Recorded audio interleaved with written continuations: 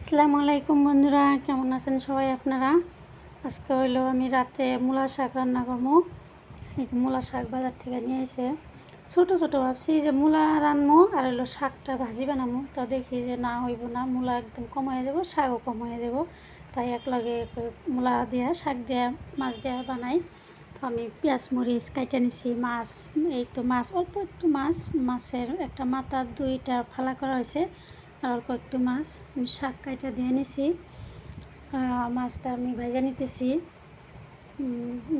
ছোটো মাছ দিয়ে রানলে ভালো হইতো, ছোটো মাছ নাই, মূলা শাক নিয়েছি, বড় মাছ আছিল, তা এই মাছ দিয়ে রান্না করবো আমি।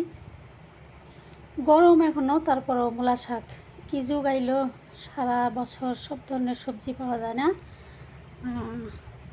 এলো কী কয় ডিসেম্বর জানুয়ারি ফেব্রুয়ারিতে মূলা তো মানুষের খেতে খেতে হইব, এখনও হইতেছে।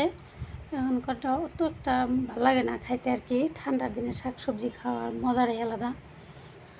তো মাছ ভাজা আমার হয়ে গেছে, কড়াইতে আমি সরিষা তেল দিয়ে নিচ্ছি। হলো কী কয় শাক একদম কম হয়ে যাব, এতগুলা দেখলেন না, দেখেন কত কম হয়ে যায়। আমি এখানে পেঁয়াজ মরিচ আর গোটা জিরা দিছি ফোড়নে, আমার হয়ে গেছে ফোড়নে। এখন আমি এখানে শাক দিয়ে দিব। তো শাক মূলাগুলো দেখছেন একদম কত ছোটো ছোটো মূলা, তাই আর শাকটা কি করে লাইরা দিয়া তারপরে মশলা দিব, একদম কম হয়ে যাবে। দেখেন মনে হইতেছে এক কড়াই, কিন্তু না, 5 মিনিট পরে এটার একবারে চিপকে যাবে, একদম কম হয়ে যাব। আর আমি দিয়ে দিলাম হলো হলুদ গুঁড়া, ধনিয়া গুঁড়া। তো শাকের সবজিতে বা শাক সবজির তরকারিতে লবণটা বুঝে শুনে দিতে হয়, একদম কমে যায় শাক। আমিও আগে জানতাম না, বেশি হয়ে যেত হঠাৎ করে, পরে এখন হয় না। তো আমি কিন্তু কাউরে রান্না শেখাই না, বিএসএলআর ভাই বোনেরা আমার রান্না দেখলে তার সুবিধা হবো, একদম তার মানে নর্মাল রান্না, যে কেউ করে খাইয়া হারবো আমার এই রান্নাটা। তো আমার এই তো এই দেখেন কত কম হয়ে গেছে, এটা কষানো হয়ে গেছে, কত কম হয়ে গেছে দেখছেন। তখন এক কড়াই ছিল, এটা আমি ঝোল দিয়ে দিচ্ছি, ঝোলটা একটু বেশি দিছি, ছোটো মাছ দিয়ে বানাইলে ঝোল দেওয়া লাগতো না, অল্প ঝোল হয়ে যেত, যেহেতু মাছটা একটু বড়, তাই একটু ঝোল দিয়ে দিচ্ছি। ঝোলটা ফুটে গেলে আমি মাছ দিয়ে দেবো। ছোটো মাছ দেওয়া এই মূলা শাকটা রানলে ভালোই লাগতো। তো মূলা শাকটা একটু ভাপ দিয়ে নিলে মানে ভালো হইতো নাকি, আমি তো ভাপ দিই নাই, তিতে তিতে লাগছিলো, একটু ভাপ দিলে ভালো হইতো। মাছ দিয়ে দিছি,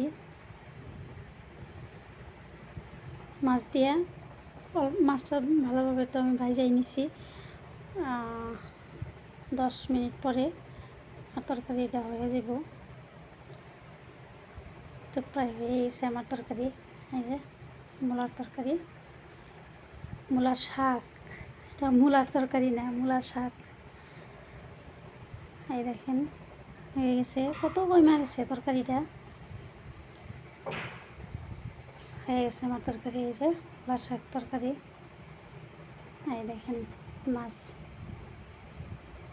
আমরা মাছে ভাতে বাঙালি, মাছ আমগো লাগে, মাছ ভাত না হলে আমগো হয় না।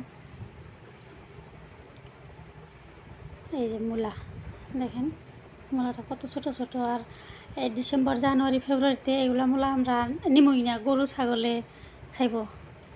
তো সবাই ভালো থাকবেন, সুস্থ থাকবেন। আমার ভিডিওটা যারা দেখছেন like comment share and subscribe করে দিন।